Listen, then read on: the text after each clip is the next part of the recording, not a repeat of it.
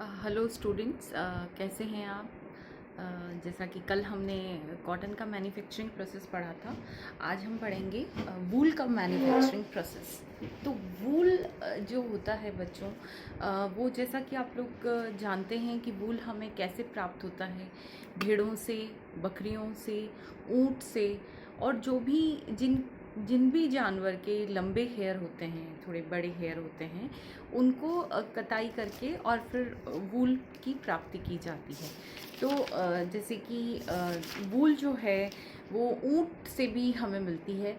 तो जो ऊँट के रेशे होते हैं, जिनके लंबे लंबे जो हेयर होते हैं, वो रिमूव किए जाते हैं और फिर उनको भी प्रोसेसिंग में डाला जाता है ऊन बनाने के लिए। इसके अलावा कश्मीरी गोट जो होती है वो बहुत अच्छी अंगोरा गोट है, बकरियों से भी मतलब मिलती है। तो ये अंगोरा गोट तो इतनी हैवी होती है, उसके बाल इतने लंबे लंबे होते हैं कि उनसे ऊन बहुत अच्छी प्राप्त होती है। इसके अलावा लामा ऊँट जो होता है, ऊनी रेशे, लामा से भी ऊनी रेशों की प्राप्ति होती है।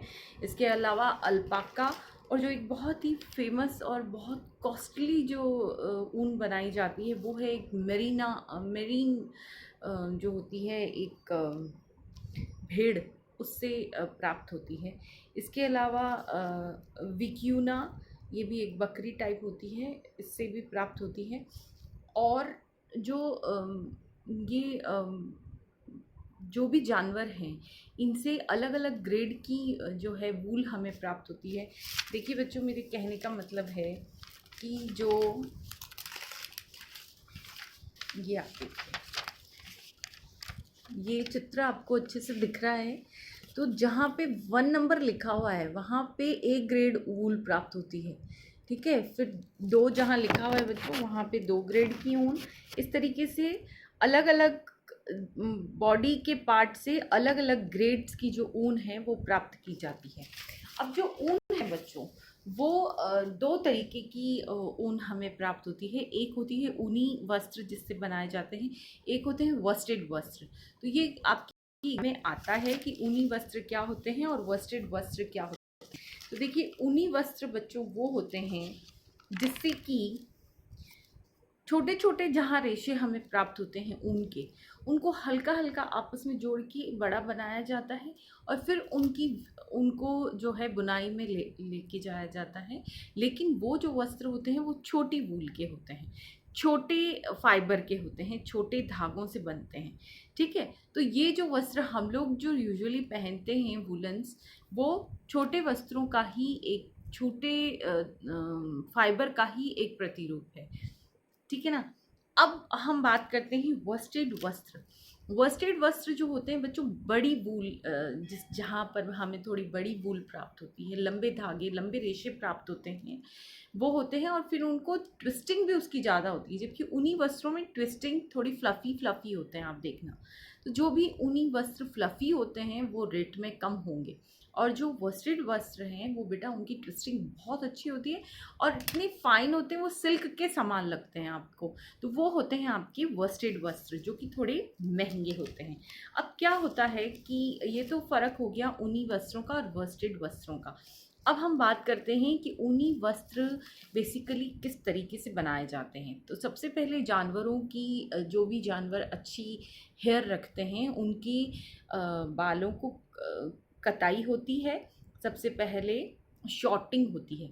शॉर्टिंग में क्या होता है बच्चों की, जैसे छोटे, जैसा कि मैंने अभी भेड़ की एक आपको फ़ोटो बताई कि ए ग्रेड की वूल उसके कंधे से मिलती है, बी ग्रेड की फिर अलग किसी और पार्ट से, सी ग्रेड की और अलग पार्ट से। तो इस तरीके से उनकी छलनियों के थ्रू जो लंबे धागे होंगे वो अलग निकल जाएंगे, फिर थोड़े और छोटे होंगे वो और अलग निकल जाएंगे। तो इस तरीके से उनकी छटाई की जाती है। तो जो सबसे लंबे धागे होते हैं वो वस्टेड वस्त्र के लिए रख दिए जाते हैं और बाकी ऊनी वस्त्रों के लिए रख दिए जाते हैं। फिर उनकी क्या होता है कि ब्लैंडिंग किया जाता है, उनको ब्लैंड करते हैं। फिर उनकी स्काउरिंग होती है। स्काउरिंग का मतलब है कि उनको अच्छे से बहुत बार उन रेशों को बहुत अच्छे से धो दिया जाता है, क्षारीय पानी में, क्षारीय साबुन में बहुत अच्छे से उनको धोया जाता है। धोने के बाद क्या होता है कि ऊनी वस्त्रों के लिए अलग मैन्युफैक्चरिंग प्रोसेस हो जाएगा और वर्स्टेड वस्त्रों के लिए अलग। यानी वर्स्टेड के लिए अच्छे लंबे धागे जो हैं वो प्रोसेस में चले जाएंगे, और जो थोड़े छोटे हैं जिससे कि फ्लफ़ी कपड़े पहन बनते हैं ऊनी, वो ऊनी वस्त्रों के लिए चले जाते हैं। अब ऊनी वस्त्रों के भी क्या होता है कि दोनों प्रोसेस में फिर कार्डिंग होती है। कार्डिंग का मतलब होता है अच्छे से धुनाई, यानी कि उसमें जो भी डस्ट पार्टिकल्स हैं, कोई और काले धब्बे या कुछ भी हैं, तो वो सब उससे रिमूव हो जाएंगे। उसके बाद क्या होता है कि जो ऊनी वस्त्र हैं बच्चों, वो डायरेक्टली कताई में चले जाते हैं, स्पिनिंग में चले जाते हैं, जिससे कि थोड़ा धागा चिकना और पतला और थोड़ा गोल करड़ा हो जाता है। लेकिन जो वर्स्टेड वस्त्र हैं उनकी कार्डिंग तो हो गई, फिर उसके बाद कार्डिंग के बाद क्या होता है कि उनकी कॉम्बिंग होती है। कॉम्बिंग से बच्चों वो सीधे हो जाते हैं, और फिर उनकी ड्राइंग आउट यानी कि उनकी खिंचाई होती है। ड्राइंग आउट यानी उनको मशीनों के द्वारा उन धागों को खींचा जाता है, जिससे कि वो थोड़े सीधे हो जाते हैं, है ना। और फिर सीधा होने की वजह से ही वो सिल्की सिल्की इफ़ेक्ट आता है उनका कॉस्टली कपड़ों का। और फिर उसके बाद उसकी भी कताई होती है। कताई का रीज़न, कताई मीन्स स्पिनिंग यानी कि ट्विस्टिंग, यानी कि उससे क्या होता है कि धागा चिकना पतला गोल और एकदम करड़ा हो जाता है, ठीक है। और फिर क्या होता है कि वो कपड़े वीविंग में चले जाते हैं, दोनों ही वर्स्टेड हो चाहे ऊनी, दोनों फिर वीविंग में चले जाते हैं। फिर उन पर फिनिशिंग कर दी जाती है, ठीक है। तो फिनिशिंग से वो जो एकदम मार्केट में आपके पास एकदम लस्टर लिए हुए जो कपड़े आते हैं, वो आफ्टर फिनिशिंग ही होते हैं। तो ये था बच्चों, आपको समझ में आया होगा, ये वूल का प्रोसेस है। और वूल का अगर प्रोसेस आता है तो आपको ऊनी वस्त्रों का और वर्स्टेड वस्त्रों का दोनों का लिखना पड़ेगा, ठीक है। ओके, अब कोई भी क्वेरी हो तो आप मुझसे पूछ सकते हैं।